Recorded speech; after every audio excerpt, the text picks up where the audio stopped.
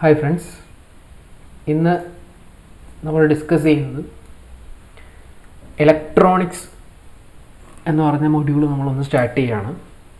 നമുക്ക് നിലവിൽ complete syllabus വരാത്തതുകൊണ്ട് final syllabus കഴിഞ്ഞ വർഷത്തെ സിലബസ് കയ്യിലുണ്ട്. അങ്ങനെ തന്നെ ആയിരിക്കും 90%. എങ്കിലും നമുക്ക് സിലബസ് മാറ്റം പ്രതീക്ഷിക്കേണ്ടതാണ്. അതുകൊണ്ട് സിലബസ് വരാത്തത് കൊണ്ടാണ് ഓരോ മൊഡ്യൂളിനും ഇമ്പോർട്ടൻ്റ് ആയിട്ടുള്ള കാര്യങ്ങൾ നമ്മൾ ആദ്യമേ എടുത്തു വയ്ക്കുന്നത്. സിലബസ് വന്ന ശേഷം നമ്മൾ കൃത്യമായിട്ട് സിലബസ് ബേസുള്ള ക്ലാസ്സുകൾ ചെയ്യുന്നതായിരിക്കും. അപ്പോൾ ഇപ്പോൾ നമ്മൾ ഇലക്ട്രോണിക്സിലെ കുറച്ച് ടോപ്പിക്സാണ് നോക്കുന്നത്. ഇലക്ട്രോണിക്സിലെ കുറച്ച് ടോപ്പിക്സിൽ അതായത് നമ്മൾ കുറേ വീഡിയോസ് ഇതിന് മുമ്പും നമ്മൾ ചെയ്ത വീഡിയോസൊക്കെ ഉണ്ട്. വീഡിയോ തീരെ ഇല്ലാത്ത ടോപ്പിക്കുകളാണ് ഇനി നമ്മൾ കുറച്ച് ദിവസമായിട്ട് നമ്മൾ ചെയ്യുക. അതിൽ ഇലക്ട്രോണിക്സിൻ്റെ വീഡിയോ നമുക്ക് തീരെ ഇല്ല. അപ്പോൾ ആ ടോപ്പിക്കിൽ നോക്കാം. ആദ്യം ഞാൻ പറയുന്നത് UJT എന്ന ടോപ്പിക്കാണ്. UJT അല്ലെങ്കിൽ യൂണി ജംഗ്ഷൻ ട്രാൻസിസ്റ്റർ. UJTയുടെ ഫുൾ ഫോമാണ് യൂണി ജംഗ്ഷൻ ട്രാൻസിസ്റ്റർ. ഇതും PSC ചോദിച്ച ചോദ്യമാണ്. UJTയുടെ എക്സ്പാൻഷനും മോസ്ഫെറ്റ്, ജെഫെറ്റ് എന്നൊക്കെ പറഞ്ഞിട്ടുള്ള ഒരുപാട് ടൈപ്പ് സെമി കണ്ടക്ടർ ഡിവൈസസ് ഉണ്ട്. അതിൻ്റെയൊക്കെ എക്സ്പാൻഷൻ ചോദിച്ചിട്ടുണ്ട്. അപ്പോൾ UJT എന്ന് പറഞ്ഞു കഴിഞ്ഞാൽ യൂണി ജംഗ്ഷൻ ട്രാൻസിസ്റ്ററാണ്. ട്രാൻസിസ്റ്റർ യൂണി ജംഗ്ഷൻ ട്രാൻസിസ്റ്റർ. നമുക്ക് നോർമലി നമ്മൾ ബേസിക് ആയിട്ടുള്ള രണ്ട് സെമി കണ്ടക്ടർ ഡിവൈസാണ്. ഒന്ന് ഡയോഡും രണ്ടാമത്തത് ട്രാൻസിസ്റ്ററും. ഡയോഡിൻ്റെ പ്രത്യേകത എന്താണെന്ന് വെച്ച് കഴിഞ്ഞാൽ ഇതൊരു യൂണി ജംഗ്ഷൻ ഡിവൈസാണ്. ട്രാൻസിസ്റ്റർ എന്ന് പറയുന്നത് ഒരു ബൈ ജംഗ്ഷൻ ഡിവൈസാണ്. അതായത് P ടൈപ്പ് സെമി കണ്ടക്ടറും N ടൈപ്പ് സെമി കണ്ടക്ടറും എന്നിങ്ങനെ രണ്ട് ടൈപ്പ് സെമി കണ്ടക്ടേഴ്സാണ് നമുക്കുള്ളത്.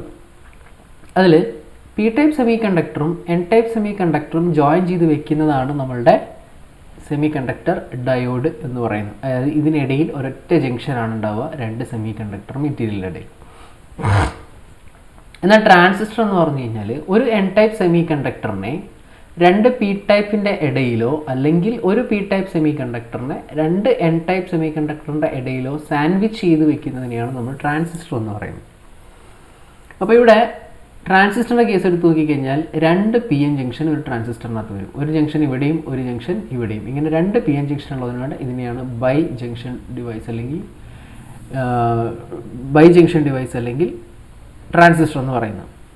റെഡി? അതായത് ട്രാൻസിസ്റ്ററിനകത്ത് നമുക്ക് എന്തുണ്ട്? രണ്ട് ജംഗ്ഷൻസ് ഉണ്ട്. ബട്ട് ഡയോഡിനകത്ത് ഒരു ജംഗ്ഷനേ ഉള്ളൂ. അപ്പോൾ ഇതിൻ്റെ രണ്ടിൻ്റെയും കൂടെ ഒരു കമ്പാരിസൺ അല്ലെങ്കിൽ രണ്ടിൻ്റെയും കൂടെ ഒരു മിക്സ്ചറാണ് ആക്ച്വലി യൂണി ജംഗ്ഷൻ ട്രാൻസിസ്റ്റർ എന്ന് പറയുന്ന പേരിലുള്ളത്. അപ്പോൾ യൂണി ജംഗ്ഷൻ ട്രാൻസിസ്റ്ററിനകത്ത് പേരിൽ ഇതിനകത്ത് ഒരു ജംഗ്ഷനേ ഉള്ളൂ. പക്ഷേ അതെന്താണ്? അതൊരു ട്രാൻസിസ്റ്ററാണ്. യൂണി ജംഗ്ഷൻ ട്രാൻസിസ്റ്റർ എന്ന് പറയുന്നത് യൂണി ജംഗ്ഷൻ ആയിട്ടുള്ള അല്ലെങ്കിൽ ഒരൊറ്റ ജംഗ്ഷൻ ആയിട്ടുള്ള ട്രാൻസിസ്റ്ററെയാണ് യൂണി ജംഗ്ഷൻ ട്രാൻസിസ്റ്റർ അല്ലെങ്കിൽ UJT എന്ന് പറയുന്നത്. ഇനി ഈ UJT എങ്ങനെയാണ് ഉണ്ടാക്കുന്നതെന്ന് വെച്ച് കഴിഞ്ഞാൽ നമുക്ക് നോർമലി ഇപ്പോൾ നമ്മൾ ഡയോഡ് ഉണ്ടാക്കുന്നത് പറഞ്ഞു ഒരു P ടൈപ്പ് ഒരു സെമി കണ്ടക്ടറും N ടൈപ്പ് സെമി കണ്ടക്ടറും തമ്മിൽ ജോയിൻ ചെയ്ത് വെച്ച് കഴിഞ്ഞാൽ അതൊരു PN ജംഗ്ഷൻ ഡയോഡാവും. ഒരു N ടൈപ്പ് സെമി കണ്ടക്ടറിനെ രണ്ട് P ടൈപ്പിൻ്റെ ഇടയിലോ അല്ലെങ്കിൽ ഒരു P ടൈപ്പ് സെമി കണ്ടക്ടറിനെ രണ്ട് N ടൈപ്പ് സെമി കണ്ടക്ടറിൻ്റെ ഇടയിലോ സാൻഡ്വിച്ച് ചെയ്ത് കഴിഞ്ഞാൽ ആ ടൈപ്പ് സെമി കണ്ടക്ടർ എന്തായി? ട്രാൻസിസ്റ്ററായി. ഇനി UJT എങ്ങനെ ഉണ്ടാക്കുമെന്ന് വെച്ച് കഴിഞ്ഞാൽ യൂണി ജംഗ്ഷനാണ്. അപ്പോൾ നമ്മുടെ കയ്യിൽ ഒരു P ടൈപ്പ് സെമി കണ്ടക്ടറും ഒരു N ടൈപ്പ് സെമി കണ്ടക്ടറുമാണ് ഉണ്ടാവുക.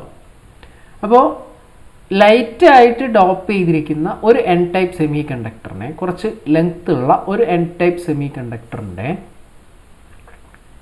അടുത്ത് ജംഗ്ഷനായിട്ട് P type semiconductor heavily doped ആയിട്ടുള്ള P ടൈപ്പ് സെമി കണ്ടക്ടർ. ഇവിടെ ഇങ്ങനെ ഇത്ര വലിയ പോർഷൻ എന്ന് പറയുന്നത് N ടൈപ്പ് സെമി കണ്ടക്ടറാണ്.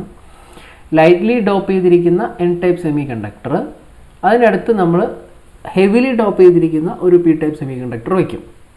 ഇത് വെക്കുന്നത് ഇതിൻ്റെ ബേസ് പോർഷൻ്റെ 60% ഹൈറ്റിലാണ് എന്ത് വയ്ക്കുന്നത്? ഈ ഒരു P ടൈപ്പ് സെമി കണ്ടക്ടറിനെ നമ്മൾ വയ്ക്കുന്നത്. അപ്പോൾ ഇങ്ങനെ വെക്കുന്ന സമയത്ത് നമുക്കിവിടെ എന്താ ഉള്ളത്? ഒരൊറ്റ ജംഗ്ഷനാണുള്ളത്. ആ ജംഗ്ഷനാണ് യൂണി ജംഗ്ഷൻ. പക്ഷേ ഇതിൻ്റെ പ്രത്യേകത എന്താണെന്ന് വെച്ച് കഴിഞ്ഞാൽ ഈ ജംഗ്ഷനിൽ ഇത്രയും പോർഷൻ മാത്രമേ നമുക്ക് എന്തുള്ളൂ?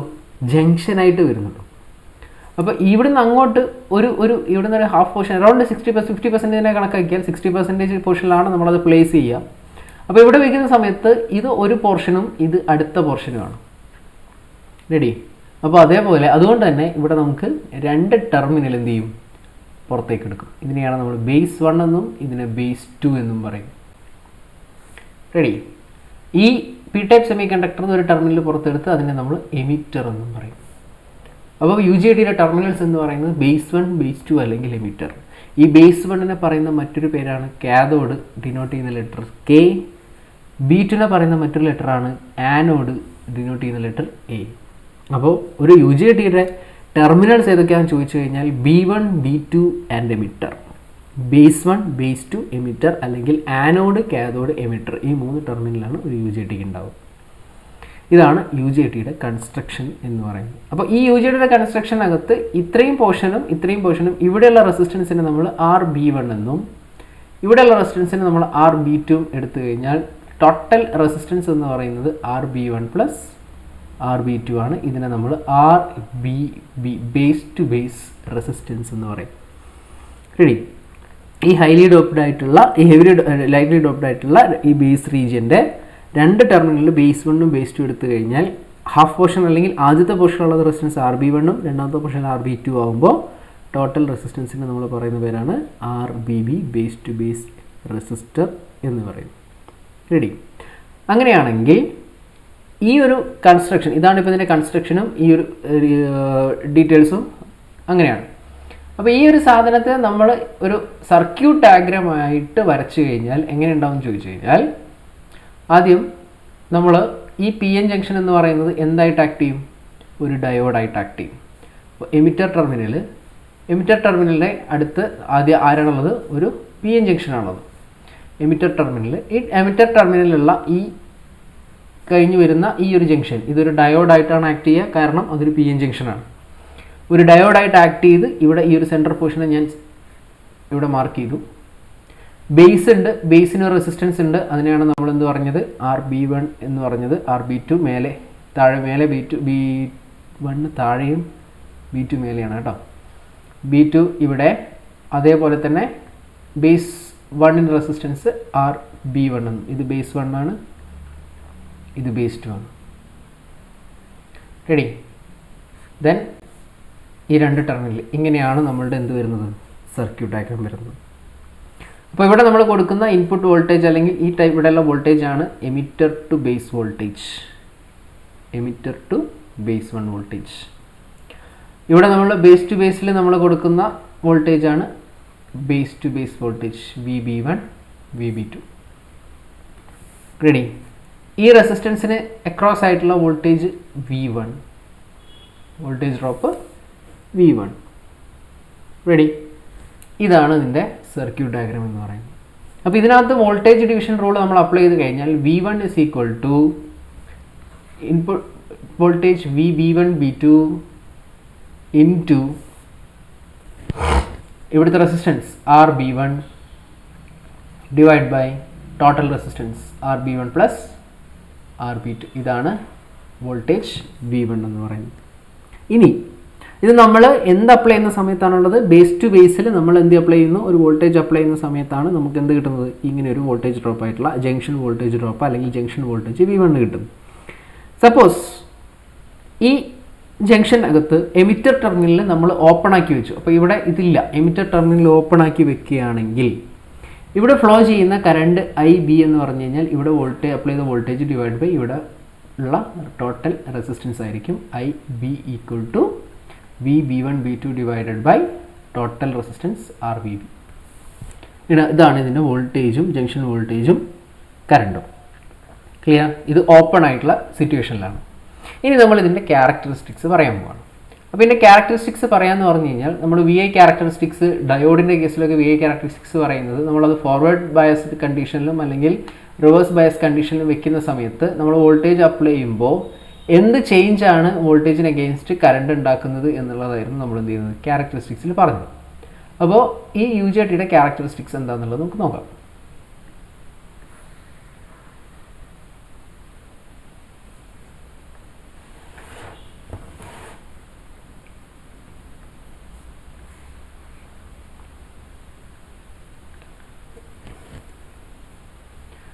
UJTയുടെ ക്യാരക്ടറിസ്റ്റിക്സ് ചെറിയൊരു മിസ്റ്റേക്ക് പറ്റി, ഞാൻ ആ സർക്യൂട്ട് ഡിലീറ്റ് ചെയ്ത് കഴിഞ്ഞാൽ നമുക്ക് ക്യാരക്ടറിസ്റ്റിക്സ് പറയാൻ വേണ്ടി സർക്യൂട്ട് ആവശ്യമുണ്ട്. ഓക്കെ,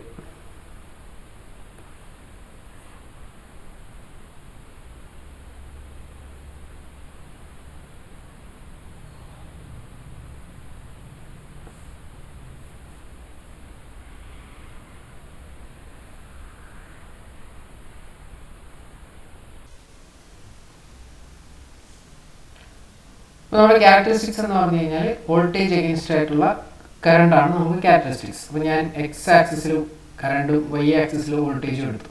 ഇവിടെ ഞാൻ കറണ്ട് എടുത്തു, ഇവിടെ വോൾട്ടേജ് എടുത്തു. ഇനി നമ്മൾ നേരത്തെ പറഞ്ഞ കേസ് എടുക്കുക, എമിറ്റർ കറണ്ട് ഓപ്പൺ ആയിട്ടുള്ള സിറ്റുവേഷൻ ആണ്. ഇനി എമിറ്റർ കറണ്ട് നമ്മൾ എന്ത് ചെയ്യുന്നു?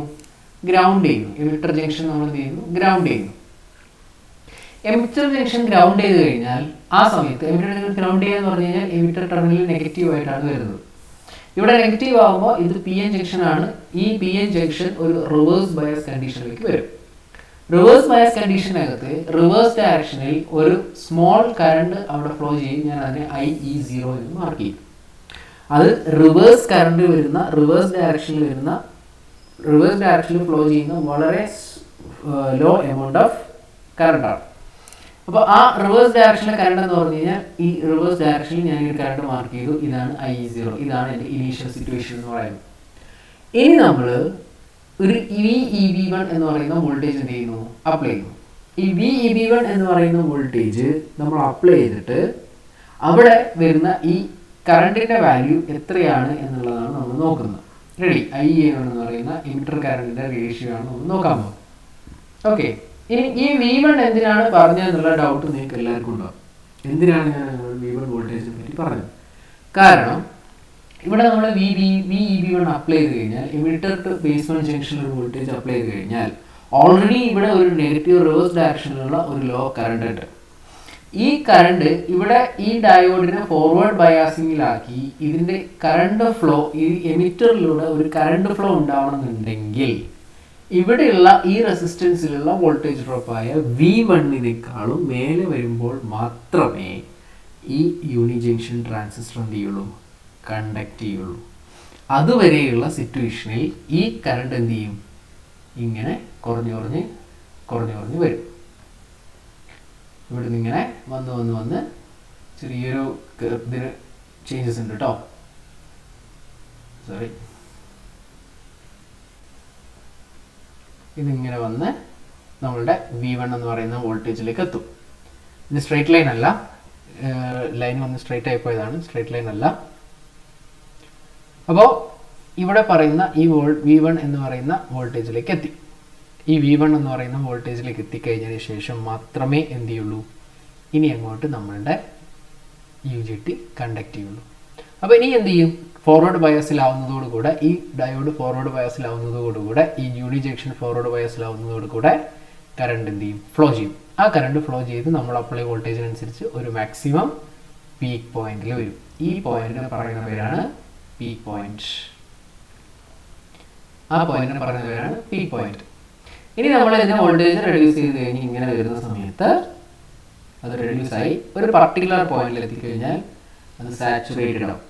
ആ സാച്ചുറേറ്റഡ് ആയി വരുന്ന ഈ പോയിന്റിന് പറയുന്ന പേരാണ് വാലി പോയിന്റ്.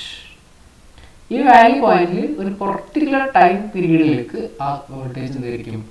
ഏകദേശം സെയിം ആയിരിക്കും. പിന്നീട് അങ്ങോട്ട് വരുന്ന പോയിന്റിൽ റീജിയനെ പറയുന്ന പേരാണ് സാച്ചുറേഷൻ റീജിയൻ. അങ്ങനെ 3 റീജിയനാണ് അപ്പോൾ നമ്മളുടെ UJTയുടെ സർക്യൂട്ടിലുള്ളത്. അതായത് നമ്മുടെ IE0 മുതൽ എപ്പോഴാണോ നമ്മളുടെ കറണ്ട് എമിറ്റർ കറണ്ട് ഫ്ലോ ചെയ്യാൻ സ്റ്റാർട്ട് ചെയ്യുന്നത് അത്രയും സമയം നമ്മളുടെ UJT എന്തല്ല? കണ്ടക്റ്റിംഗ് അല്ല. കാരണം അത് റിവേഴ്സ് ബയസിങ്ങിലാണ്. എപ്പോഴാണോ നമ്മുടെ അപ്ലൈ വോൾട്ടേജ് ആയിട്ടുള്ള VEB1 ഇവിടെയുള്ള ഡ്രോപ്പ് V1-നേക്കാളും മേലെയാവുന്നത് അപ്പോൾ മാത്രമേ UJT എന്ത് ചെയ്യുള്ളൂ? കണ്ടക്ട് ചെയ്ത് തുടങ്ങുള്ളൂ. അപ്പോൾ ഈ ഒരു റീജിയനെ പറയുന്ന പേരാണ് cut off region. Cut off region ഇവിടെ വരുന്ന ഈ ഒരു റീജിയനിലാണ് നമ്മുടെ UJT കണ്ടക്ട് ചെയ്യുന്നത്. ഇതിനെ പറയുന്ന പേരാണ് negative resistance region. Negative resistance region. ഇതിന് നെഗറ്റീവ് റെസിസ്റ്റൻസ് റീജിയൻ എന്ന് പറയാൻ കാരണം എന്താണെന്ന് വെച്ച് കഴിഞ്ഞാൽ ഇവിടെ എത്തുന്ന സമയത്ത് നമ്മുടെ ഈ UJTക്കകത്തുള്ള ഈ ഡയോഡ് ഫോർവേഡ് ബയസ് ആവുകയും കണ്ടക്ഷൻ സ്റ്റാർട്ട് ചെയ്യുകയും ഇവിടെയുള്ള ഈ റെസിസ്റ്റൻസ് വേരി ചെയ്യുകയും ചെയ്യും. ആ വേരിയേഷൻസ് കൊണ്ടാണ് ഇതിന് നെഗറ്റീവ് റെസിസ്റ്റൻസ് റീജിയൻ എന്ന് പറയുന്നത്. ഇനി ഇവിടുന്ന് അങ്ങോട്ടുള്ള വാലി പോയിന്റ് മുതൽ പിന്നീട് അങ്ങോട്ടുള്ള റീജിയൻ നമ്മൾ പറയുന്ന പേരാണ് saturation region, which is saturated. UJT saturated. ഇങ്ങനെ 3 റീജിയനാണ് ഒരു UJTയുടെ